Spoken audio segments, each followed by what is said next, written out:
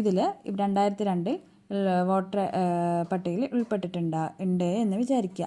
അപ്പോൾ ഇപ്പോൾ വോട്ടർ പട്ടികയിൽ ഉൾപ്പെട്ടിട്ടുള്ളവരാണെങ്കിൽ അവരുടെ പേര്, അവരുടെ വോട്ടർ ID നമ്പർ, അവരുടെ ബന്ധുവിൻ്റെ പേര്, അപ്പോഴത്തെ അതായത് 2002 വോട്ടർ IDയിൽ ബന്ധുവിൻ്റെ പേര് ആരുടെയാണോ കൊടുത്തിരിക്കുന്നത് അവരുടെ പേര് ഇവിടെ എഴുതണം.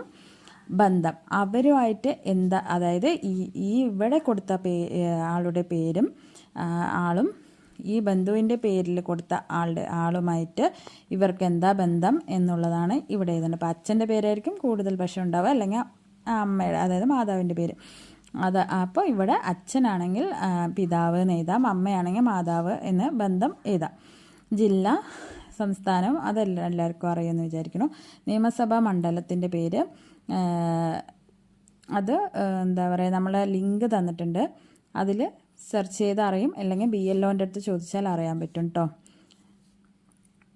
ഈ നിയമസഭാ മണ്ഡലത്തിൻ്റെ നമ്പർ, ഭാഗം നമ്പർ, ക്രമ നമ്പർ ഇതെല്ലാം BLOൻ്റെ അടുത്ത് ചോദിച്ചാൽ മനസ്സിലാക്കാം.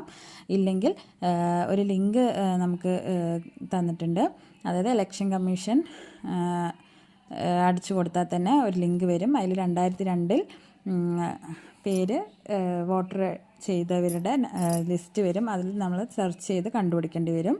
നമ്മുടെ ജില്ലയും മണ്ഡലമൊക്കെ നമ്മൾ അടിച്ചു കൊടുത്താൽ അതിൽ വരും. അത് നമ്മൾ കണ്ടുപിടിച്ച് എഴുതാവുന്നതാണിത്.